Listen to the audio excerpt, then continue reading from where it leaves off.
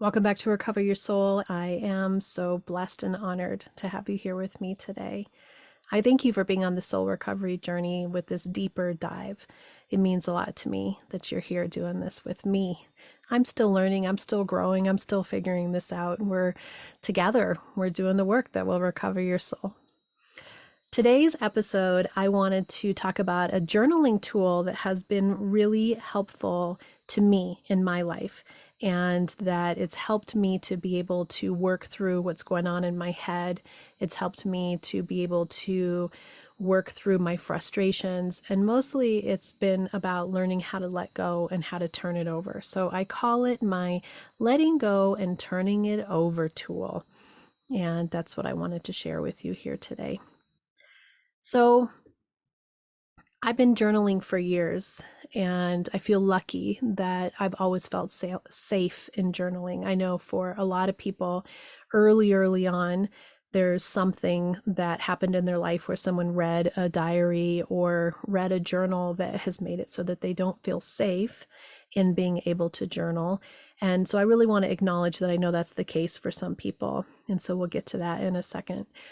I personally am fortunate that I could always write down my feelings. My mom had an agreement with me that she said out loud that she would never open and read anything that was mine and was personal or private in my room.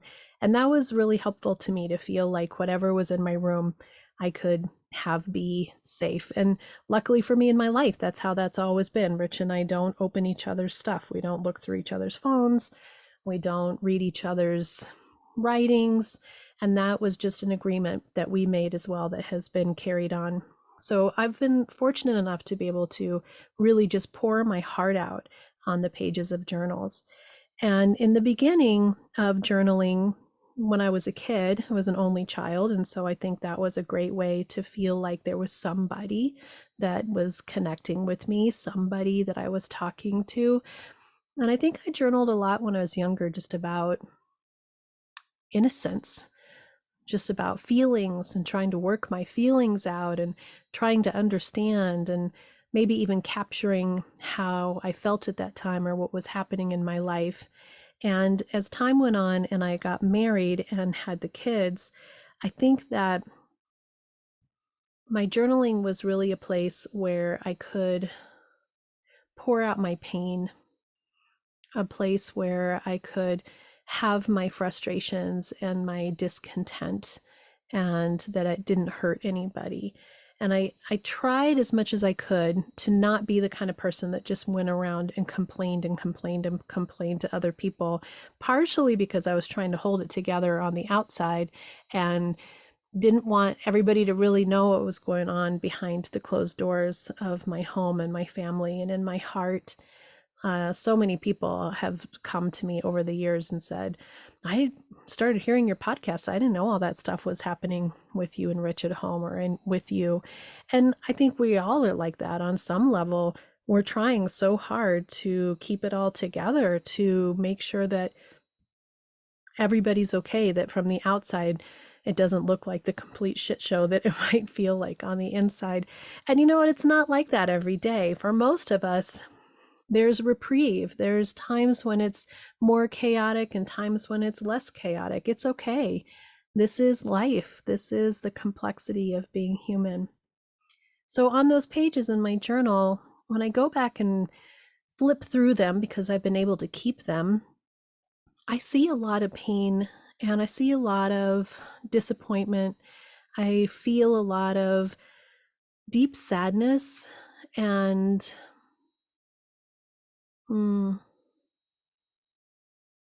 that part that's that control, that resentment that I've talked about in other podcasts, that fantasy, that fairy tale that somewhere, somehow I thought that life was going to be a certain way, that I perceived that my relationship with Rich was going to be a certain way, that somewhere in it, it wasn't going the way that I thought that it was going to turn out. And there was a lot of disappointment there. And some of the writings are about me and my being lost and feeling desperate and in despair, the contemplation of not being around anymore. Some of them are wondering why I'm staying, why I'm continuing to be in this situation. Some of them are angry and feeling the rage of being feeling so stuck in a situation and being angry at Rich for what was going on with the kids and what our fights were about. And there was a place to put all that down. But I didn't have the soul recovery tools yet to be able to move to the next level. What I was doing was I was in awareness, I was in suffering. And we can spend a lot of time in awareness and suffering and not be ready to move to the next steps, to be using the tools that will take us to the next step. And so now that we're in soul recovery, now that we're looking past our awareness, now we want to move and use this tool of journaling to be able to then move to the letting it go. So back to anyone who has not been able to use journaling and feels self-conscious and unsafe in journaling. First is just to acknowledge and to recognize, yes, I realize that I'm reluctant to be honest and pour my life out on this paper because in the past it hasn't been safe for me. And be gentle to yourself so that you can have a willingness to try this practice in a way that is safe, and to recognize that you have the power within you, you have control of you, so you can find a way to do this that is safe for you. And that might look like having a piece of paper or a journal where you write this stuff down and then it immediately gets torn up and thrown away. It might be tearing it up or burning it and getting rid of it. It might be that you put it on a computer in a locked file. It might be that you use some form of writing it on your phone, on a text message to yourself, or a note that then you can lock. Do what you think is going to be the safest, because if you are holding back, then you're not actually going to be able to move forward and let go. So let's establish that everybody has found a safe way to be able to utilize this journaling tool of letting it go and turning it over. So this tool for letting it go and turning over can be used in a lot of different ways. And so let's talk about the different ways that it can be used. First and foremost, it can be used in a situation where you are consumed with something. Something is happening in your life. You are in trauma. You are in crisis. You are in the depths of it, and your brain is spinning, and you're ruminating over it, and you're just obsessing over it, and it seems like it's clutching you, whatever this situation is. That is a really great time to utilize this tool. And the way that I use this tool is I get out my journal and I just stream of consciousness, allow it all to fall out. I don't think, is my sentence structure good? Am I doing my periods? Am I spelling correctly? Do I have correct grammar? No, this is literally stream of consciousness, just whatever is coming out. No judgment, no filtering of any kind. Allowing everything to pour out, your anger, your sadness, your frustration, your fears, whatever is going on for you, and to just purely let it go. Then there's this moment in the writing. Generally, we say things a couple times. When we're telling somebody a story, we'll say what we're going to say almost, and then we'll say it, and then we generally wrap it up a little bit. It's kind of funny that I've noticed this in communications with people when we're telling a story. So there'll be this moment in your journaling where you realize the energy has depleted, the energy has left. And then the next step is the turning it over step. So the next step is to consciously make a shift in the journaling from the pouring it out to the being connected to your higher power. And the letting it go can look a couple different ways. One is you can let go by actually saying, I hand this over to you, higher power.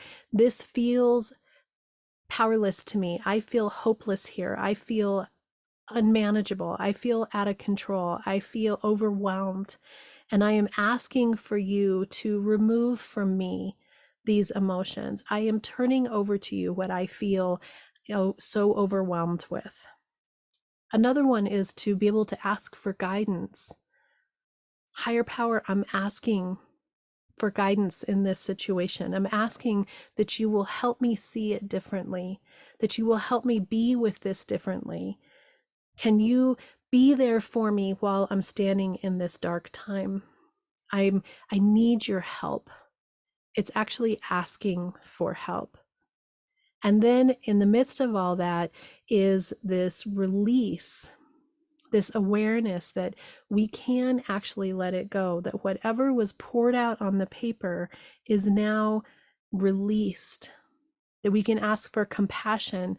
Spirit, please help me love myself through this. Help me love them through this. Help me see this from their perspective. Allow me to truly forgive. Allow me to forgive myself. I'm listening. I'm ready. I'm so happy and grateful to be on this soul recovery journey where I can listen to your guidance. I'm here. I'm ready to let it go. Can you feel the release in that? That there is this element of pouring it out, connecting to your higher power, and then communicating with your higher power in whatever it is that you needed for that format. And then at the end, I always try to finish with something along the lines of this or something better still. If I'm wishing for something, needing something, I'm listening, I'm ready, I'm willing, might be another one that I say.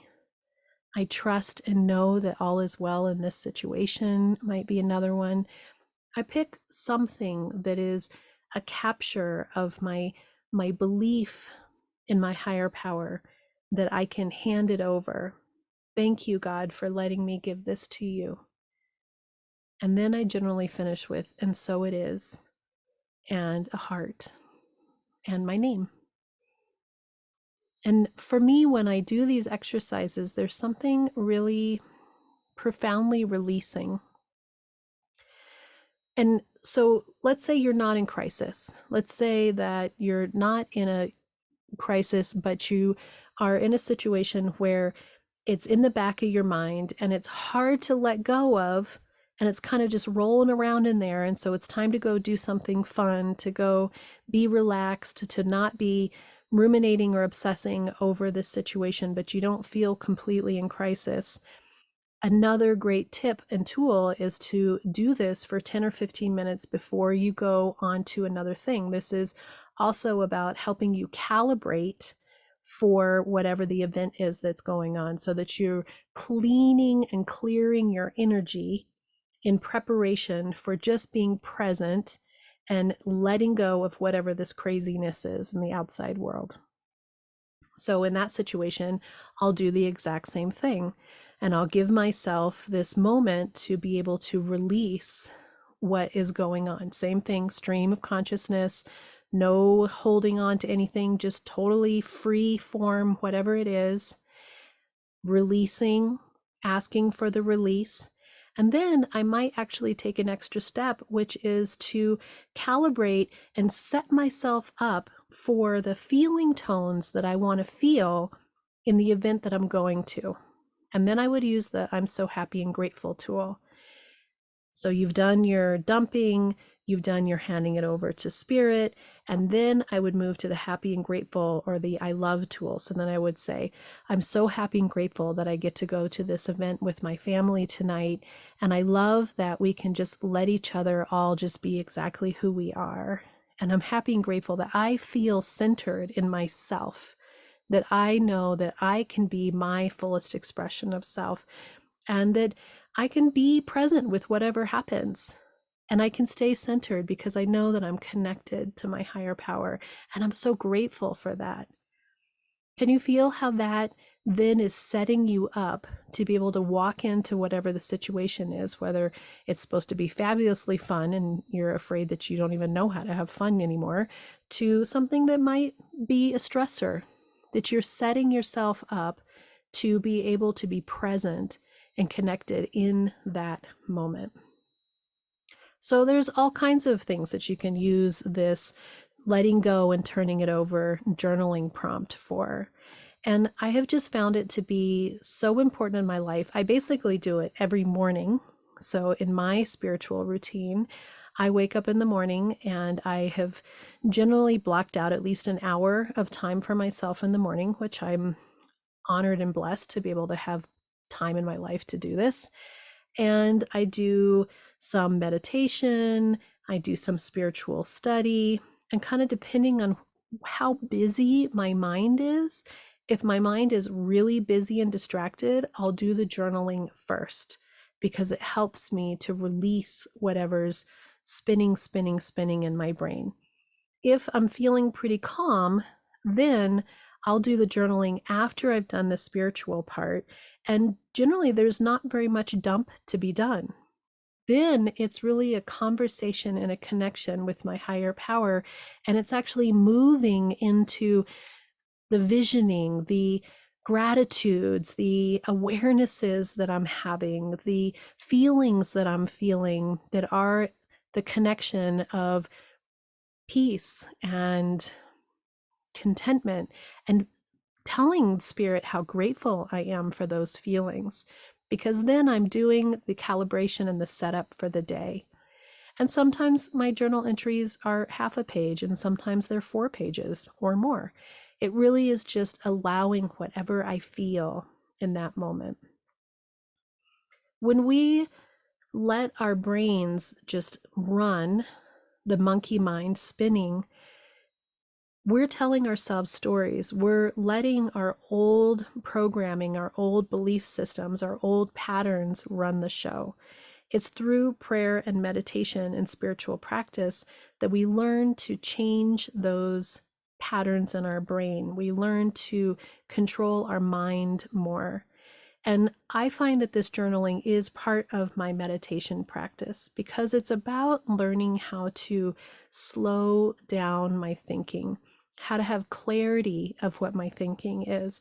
And sometimes in those journals and in those writings, I'm discovering things about myself and feelings that I'm feeling that my brain was too crazy for me to be able to hear what those were.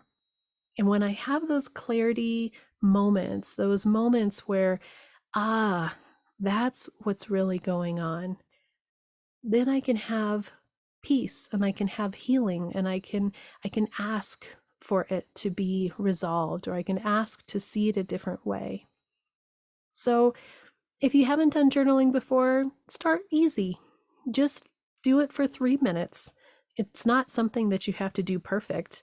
This doesn't have any directions of anything other than allowing your thoughts to be, allowing yourself to turn it over, and then having gratitude and setting up your feeling tones for what you'd like to bring and align to your life.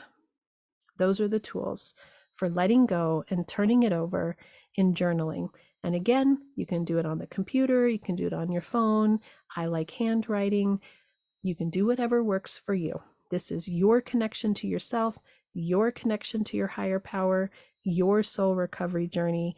There's not one way to do it. The way you do it is right for you. Until next time, namaste.